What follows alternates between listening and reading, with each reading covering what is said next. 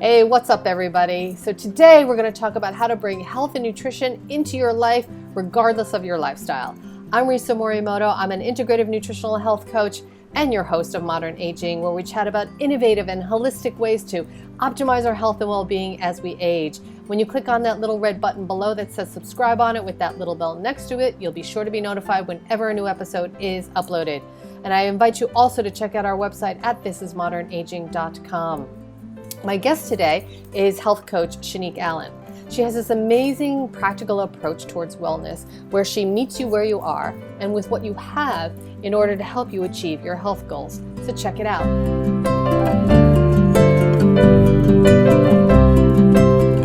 Hey Shanique, thanks so much for doing this. Sure, no problem. Thanks for having me on, Risa. Now, so you're in Seattle, I believe, right? Outside of Seattle? Yeah. Seattle. I'm in Seattle.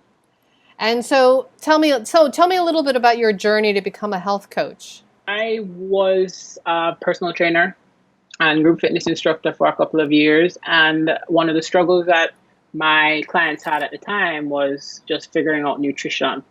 Outside of just, trying to get lean, which a lot of them were after trying to, body weight goals, trying to lose weight or fat. A lot of them were pretty confused on, how to make nutrition something they don't stress over or something that's not just for the short term. So that led me to, seek out what the options were in terms of how can I offer my clients the kind of guidance that they need to help them incorporate nutrition principles into their daily life outside of the 12-week and the 3-month type diets. And that led me to Institute of Integrative Nutrition. Right, so which is my school as well. Yeah, I learned a lot, but also it broadened my own, view of what nutrition actually is.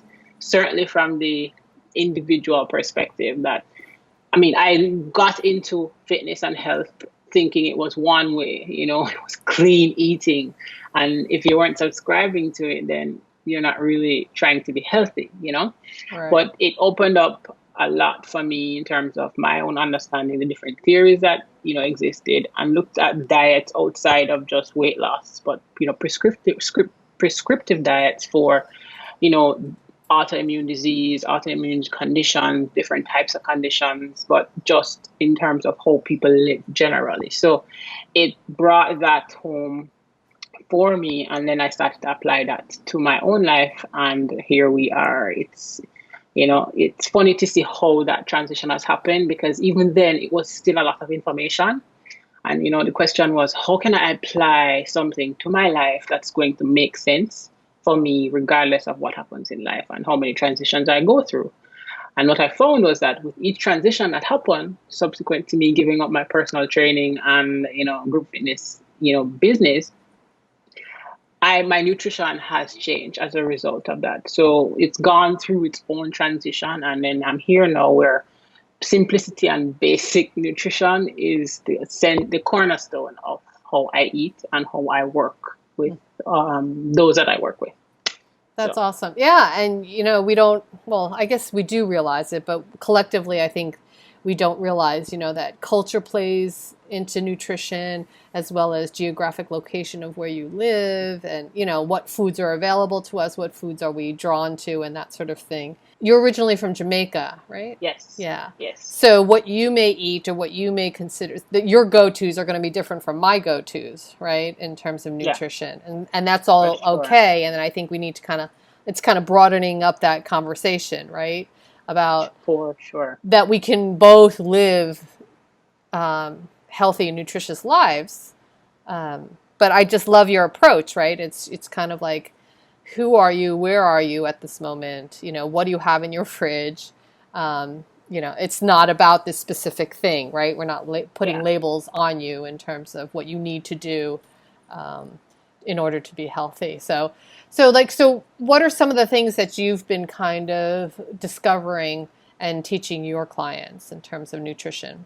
One, and a lot of people might have the discovery, but one size does not fit all, for sure, because like you said, culture plays a part, but people really do not understand the importance of your own reality in the foods that you do eat and the way you eat. Because somebody who lives a high stress life, you can't ask them to commit to the same way of eating as someone who is, pretty like a 20-year-old. I mean, it's going to be entirely different. So one of the things that I try my best to, well, it's automatic, is to understand where you're at currently. So what do you have available? What's easiest for you? What is going to be the lowest hanging fruit? And I find often once you have a low hanging fruit that somebody can say, okay, I can do that. That's doable.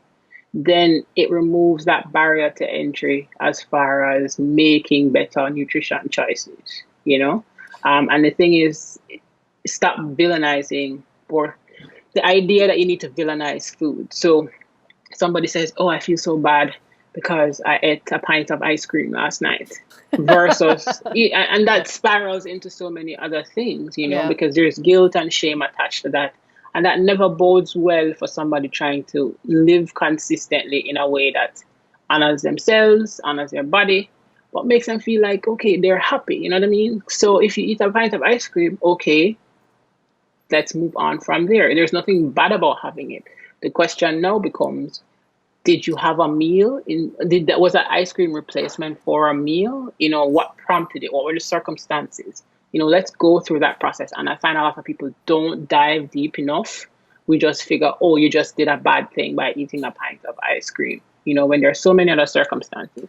And I tell people all the time that when you're coaching nutrition, you're not coaching somebody how to eat.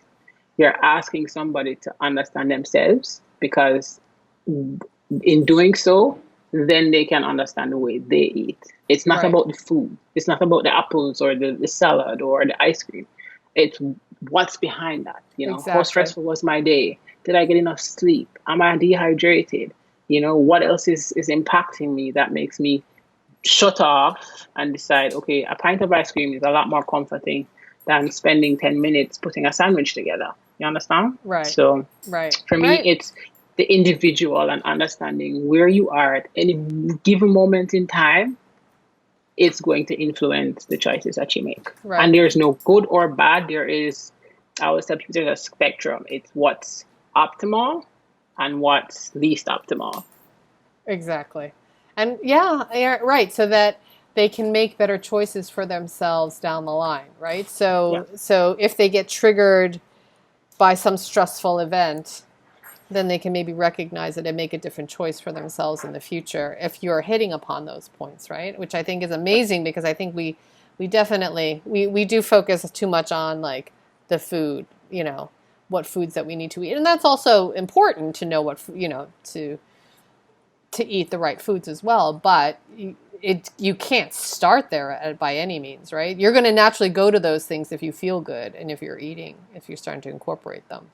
We were Yeah. talking about crowding out as well. Yeah. I mean, and in part of that process too is, if you recognize certain things like that, for instance, reaching for a pint of ice cream at the end of the day because you're tired, this is comforting for you. What can we find that's within the realm of better for you that will also give you the same comfort? Or find out what comfort, find out what that comfort you're looking for. It might not even be related to food, but you want that comfort from something. And therefore, if you get that comfort from what you need it from, then you won't turn to food. So you'll crowd out the unhealthy habits and start, more of the good things. So for instance, if you find that you don't feel calm enough after eating dinner, maybe going for a walk, for instance, that's a form of crowding out. And the more you go for a walk after dinner, you get to, stay calm, you get relaxed, prepares you for bed. And, walking is one of the most essential activities there is for so many reasons, especially mental health. And if you can do more of that, you find that, okay, you turn more to that type of thing and less to the eating of the pint of ice cream. Let's go back to the food, for instance. If you find that you crave something sweet, let's say you always aim for chocolate. I could always say, go have the chocolate. But at the same time, I can always say, what fruit can you put on your plate that's going to give you that same sweet, that satisfy that sweet craving. And if you ask people to add more of the stuff, so if you say, "Oh, I want to eat less processed food," okay, that's great. Let's add some unprocessed food as opposed to take out the processed foods. Don't eat any bread. Don't eat any rice. Don't eat any chips. Rather than do that, you say, okay, let's try and add some whole grains. Let's try and add some more fruits. Let's try and add some protein, that type of thing. And eventually you'll find it will crowd the processed foods off one's plate, hence the crowding out. So it applies to the food as well as the other things that will crowd out the unhealthy habits and, replace the unhealthy habits, basically. What do you think about cravings? I mean, cravings can be quite controlling. I feel like the moment you tell somebody you cannot have something, they crave it more, right? I mean, that's how I am. Yeah, it is. It's human nature, and the cycle of craving works where you have the urge, you satisfy it, and that just keeps repeating itself, right? A lot of times with cravings, and cravings can be triggered by your environment. It can be triggered by things like smelling donuts or seeing somebody eating something, it's situational. It can be emotional as well. So there are different things that impact our cravings. People, again, always think it boils down to just the food. It's not always about the food. It's about you. It's about where you are. It's about what's around you. So with cravings, the same way we crowd out on the less than optimal foods for you, it's the same way with cravings. How can we handle the cravings? I don't believe most, at least now, that you need to swap. So for instance, if you're craving, I don't know, pasta, then, let me have some what's it called? Shirataki noodles. Because it's going to give me no, it's not going to be the same thing, and you're going to crave the pasta just the same. One way to handle that is let's have some pasta, but let's make it more balanced than if you were to just have a bowl of pasta. Let's add some salmon, let's add some kind of protein to it to balance it out. Throw some spinach in there, and then you have a nice whole meal. With cravings, we have to understand where those cravings are coming from. Now, I don't necessarily want to dive into that, but as far as cravings go, you honor the cravings as far as you're able to. Meaning, if you know what's driving your cravings, that's the first thing. If you know what's driving them, and a lot of people don't know what's driving them, and say, okay, I'm emotionally eating, or I'm, craving it. No, if you know what's driving your cravings, it could be maybe some time of the month. And again, that can be led back to things like lacking of nutrients, iron deficiency, vitamins being, low, that type of thing. Body chemistry does play a part as well. But for most of us, we're not going to know that, right? We just know at this time of the month, I crave excess chocolate. That's fine. You can either just not treat yourself, but include it, find ways to satisfy the craving. That's one, going to make you feel satisfied. And two, not put you on a path of a slippery slope then, so to speak. So awareness is the most important thing as far as cravings are concerned. But a lot of us are not aware, which means we are unable to stem the cravings or satisfy it in a way that makes sense. I don't know if that makes sense. No, that makes total sense. Yeah. If we know if it's anger, then we can, okay, all right, fine. What am I angry about? And it goes back to what I said earlier, that it's more than just food. Half of the times, cravings have very little to do with the food itself and what's happening around us. So knowing what's triggering your cravings is the first step. And this is how we create habit as well. Remember the cycle. You get the urge, you satisfy the urge, that's the reward. It triggers in your brain is going to crave it more and more and more. There's also people go cold turkey, where they literally just don't keep it around. But that's both healthy and unhealthy, because you have the people that say, I just don't want it in my house. The moment I see it, it's going to hit. Versus you have those who say, okay, it's out of sight, out of mind. But at the same time, if I do see it, I'm not necessarily going to be, drawn to have it. Or if I do, I will just have a bit, be satisfied and move on. So again, awareness is key. So I don't know if that answers your question about cravings. No, it's great. And I just think that that's so key for so many people. It's like the Achilles heel of so many people as well, right? They get the craving and then, I mean, that's like me, if I get it in my mind, it's really hard, but it's great to be able to have the awareness and then say, okay, I'm going to have some, just Yeah. to satisfy the craving, and then I'll be able to move on. And I can do that. And my husband thinks I'm crazy, but it's true. I can have like a little thing of ice cream to just satiate, whatever that craving is, and then be like, I'm fine. And he's like, are you kidding me? Are you crazy? I'm like, no, it's that's all I really needed. But But there's that's also, go ahead. no, it's just the conversation I'm having in my head that also helps, right? Yeah, that conversation also helps. And it goes back to the idea that we villainize food. There's just so much, we make food the villain, and that's marketing. The health industry is filled with the kind of marketing that says food is bad. And then there's also the flip side that, marketers will advertise as terrible food and say that it's healthy food, that type of thing. Right. So we kind of have to know our battles or know what battles to fight.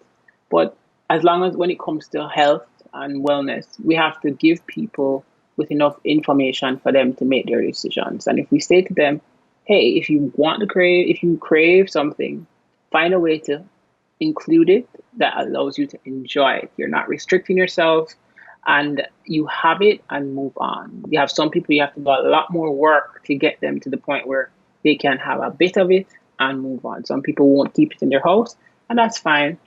Some people will, be able to stop themselves. Some people will be like, I can't, because again, environment, what the messages that they've been told all along, it's bad. And I'm telling you that message of good versus bad food has done us so much, has done us so badly.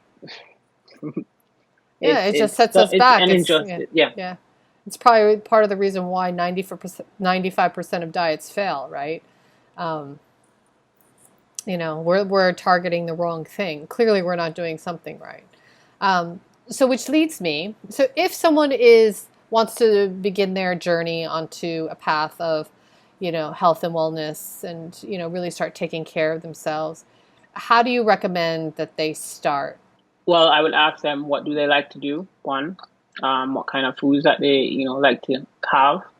And we just ask them, what's one thing you can add to your plate? What's one thing you can add to your movement? What's one thing that you can add to your bedtime routine? Just pick one thing and say, what can you do that's gonna bring you closer to what you envision or what you would like to do. So if somebody wants to start, they want to get in shape, meaning a lot of times when people say I want to get in shape, it means they want to lose weight. However, the phrasing is I want to get in shape. And I'm saying, okay, so what is the one thing you can do to start getting in shape? And they'll be like, go to the gym. I'm like, do you want to go to the gym? No, I feel, intimidated by the gym. With Corona now, I don't necessarily want to go to the gym. I'm like, okay, well, fine. What's one activity that you can do that doesn't involve you going to the gym? Going for a walk. Let's start there. Start with 10 minutes. Do it again tomorrow. Do it again tomorrow until 10 minutes becomes doable to the point where, okay, maybe I do 15, So you want, again, going back to the low hanging fruit. If you have like a newborn, for instance, say a mom, you have a relatively young child and you want to get back to feeling, energetic, because I've coached quite a few women who have had, new babies like less than a year old. Sleep is the number one thing that they lack significantly. And before I even say, okay, go to the gym or start working out for X number of days, let's work on the quality of sleep that you can get. If quantity is something you can't get, let's work on the quality. That might mean setting up yourself for a nighttime routine. So if you know your baby's going to go down at X time, that's the time you're going to go to sleep. Black out your windows if you can. Get a sleep mask, possibly. Try to make your room as cool as possible, that type of thing. So you focus on what is reachable for somebody. Because a brand new mom There's no way she's going to want to be able to go to the gym with a brand new baby in hand. Right. And so it depends on the individual. But for anybody wanting to start, the number one thing is to pick one thing that is reachable, one thing that you can do that feels like a step forward. That's awesome. And another thing, speaking of like working with what you have, I know behind you, you have a thing called Leftover Makeover, right? Yes. So what's that all about? It's a little video series that I started, and it was really just taking what you had in your fridge and making a meal out of it. Because one of the things I hear often from a lot of the clients that I work with is that I don't want to, like, they'll meal prep, and I'm like, I don't want to eat the same thing after 3 days. I'm like, okay, well, what can you do with what you have? What can you add to what you have? Or how can you repurpose what you have into an entirely different meal? One, you don't waste as much food. Two, you get the same nutrients that you want. And three, you can put your own spin on it. Hence, that's where Leftover Makeover came from. I'm the type of person, I'll cook some food. Like, I'll have my chicken or beef in one container. I'll have my rice in another container. I'll have vegetables done. And for 3 different days, I'll have 3 different meals because I've used them in 3 different ways. So one of the things that I like to do is repurpose foods into simple ways. Now, I have 4 ways. And I have that video series, which you can probably put in the link or what have you, where you can see what all those 4 ways are. And I will just rotate them. So you want me to tell you what they are? Yeah. And I'll put them in the description section so people can. Okay, so there are 4 ways. There is the refresh stir fry. There is the mixed salad. There is the one pot cook up. And then there is the wraps and sandwiches to go.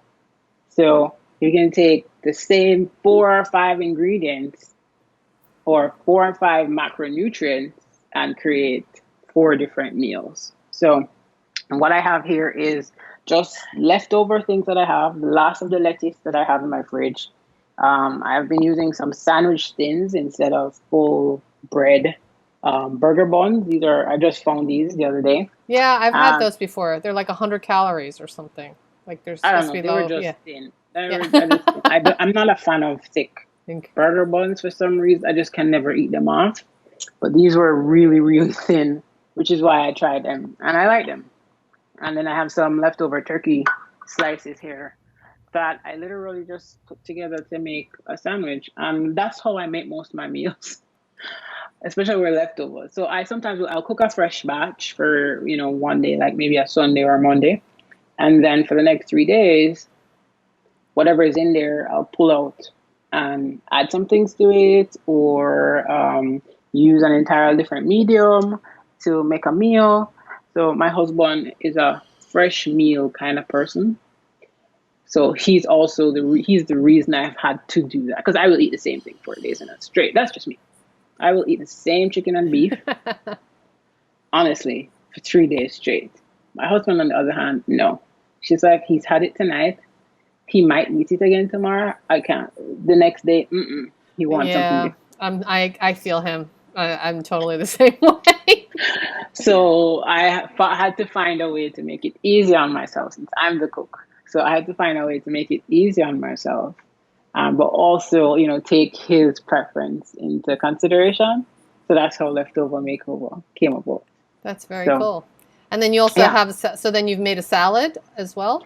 So yeah, I have a salad, which I literally just, I got into salad kits. So like I'd go to Costco and buy the big bag of those salad kits, which I love because they are, I don't have to do any work. Open the bag, dump them out. But then the other day, they were out of my favorite one. And the grocery store sells some small ones and I get 1 serving. So I was like, nah. So I just bought the couple of the ingredients and decided to make my own. So this is what it looks like.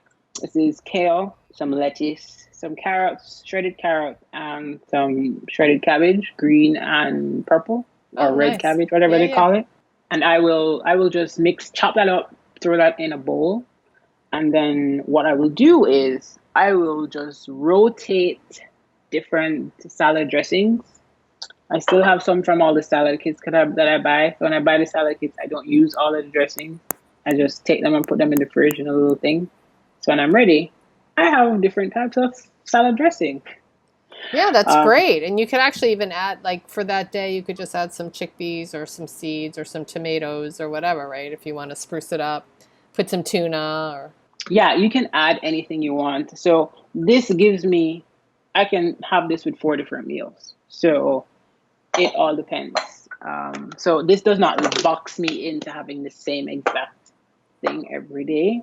So I can have this, I'll have this in spring roll, or I'll have this as part of a sandwich, or I will make some, some quinoa and salmon to make a cold salad.